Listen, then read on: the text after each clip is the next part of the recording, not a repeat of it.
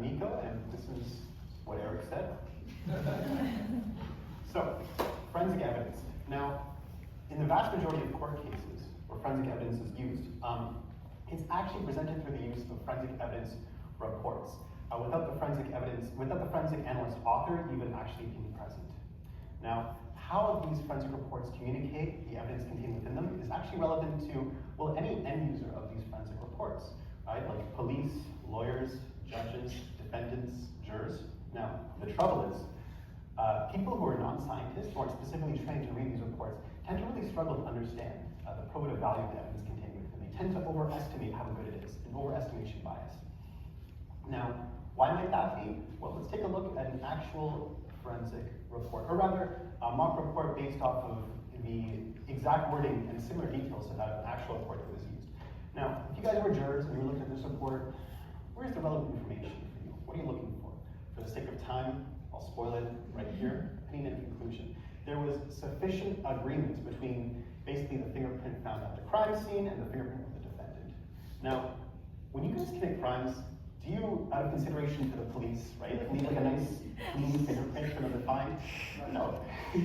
I don't think you'd be here if that was the case. No, the reality of fingerprint analysis and fingerprint evidencing is a lot more complicated than that. There's a lot more nuance. There's partial fingerprints, messy fingerprint smudges, messy surfaces, all that kind of thing.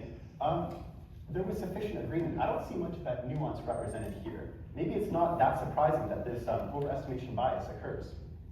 Now, we do have a potential solution. So we looked at medical literature, actually, and found a study about medical experts making medical hypotheses about autopsies, and found that they actually have a bit of a similar overestimation bias when it comes to their own hypotheses. Unless, this is what the study found, they were presented with an alternate hypothesis to their hypothesis. So for example, maybe the medical expert saw the autopsy and was like, okay, these are stab wounds or something. And they were presented with the alternate hypothesis that, well, consider that maybe it was made by a dog. And just being presented with this alternate hypothesis helped these medical experts be less biased. They were de-biased, and also their answers were more consistent. And this is kind of the principle that we wanted to apply in general to our current study, which is where we wanted to see if we could present participants with a limitation section, kind of limitations to forensic fingerprinting evidence, and see if that helped de-bias them reading reports. So, participants were given an online court case vignette, where they read a vignette about a violent crime where police found fingerprints at a crime scene. Then they were given a forensic report. Now, in the control condition, participants were given a bog standard forensic report, just like the one you saw. But in the experimental conditions, they were given one of three different reports with a limitation section attached to the report. Now, we wanted to cast a bit of a wide net with the kinds of limitations we use. We want to kind of represent a lot of different ways in which forensic fingerprints, how the evidence can be limited.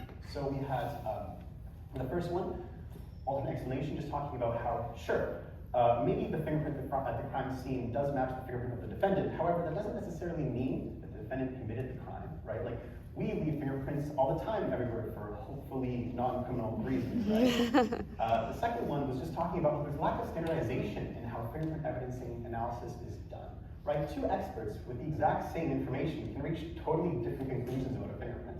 And the third limitation was just the human error one, just talking about how, hey, experts, they're human, just like us. They can make mistakes, right? And after being given one of these four different kinds of reports, participants were given an online qualtrics questionnaire where they answered questions like, if you were a juror, would you vote guilty or not guilty on this case that you just read? Now, we did have a slew of other secondary and exploratory questions, such as how well they understood the report, their previous exposure to media, how confident they were about their own verdict, and something called need for cognition, which I promise I'll get to in just a bit. But first, we do have some results. Now, there was no main effect. So between the control condition and the different experimental conditions, there was no real difference, significant difference between whether people voted guilty or not guilty. It looks kind of like the error people voted guilty a bit more, but it was non-significant. We did, however, find an interesting interaction effect between those who voted not guilty and those who scored high in need for cognition. Now, as promised, need for cognition is a personality trait that describes how much someone likes to think, how much they like to cogitate, dilemmas, puzzles, that sort of thing. I suspect maybe the average need for cognition in this room is So people hiding for cognition, participants hiding for cognition, who voted not guilty, they were more confident in their verdict if they were in one of the experimental conditions. Now, why might that be? We thought it was maybe just about how people read through these reports. They read it, they reach the conclusion section, and they kind of make up their minds. They anchor, right? Their opinion about the strength, the probative value of the evidence is kind of set. And then they reach the limitation section, and it comes too late in the decision-making process. They're not able to adjust their opinion about the evidence, unless they were hiding for cognition. Maybe these are the kinds of participants that can read through a report, get to the conclusion section, their eyes don't totally glaze over, they can still adjust and change their minds while reading the limitation section. Now, I did lie to you ever so slightly. So this interaction effect applies to only 2 out of the 3 of the different kind of experimental limitation sections. So we have the one about, sure, fingerprints might match, not necessarily the crime, the one talking about lack of standardization, and then we have the odd one out, the one talking about, hey, experts can make mistakes too. Maybe to participants this was just like obvious, right? They didn't feel like they learned anything new. It wasn't surprising information to any participants. And that's why it maybe didn't help them adjust information. Now, in true academic fashion, we put the limitation section at the end of the paper. Maybe this is a bit of a mistake. Maybe for future research, the limitation section could be put more front and center, maybe above the conclusion section. Maybe this would help participants be a bit more responsive to it. And if this kind of research can bear fruit, this offers, I think, a really important avenue to improving how reports are written. So the thing about reports is there's also a big lack of standardization for how reports are written. It's really hard to get a wide-reaching regulation or rule put into how reports are written. And so I think the key to making something that will realistically be implemented into a report is to make it just really easy to implement. And just throwing in like a kind of a generic limitation section in a report, if that can help out, that's not asking too much of the forensic expert authors who write these reports. And I mean, unlike live oral testimony, where it's kind of hard to regulate it, at least in theory with reports, because they're reports, it's easy to standardize them.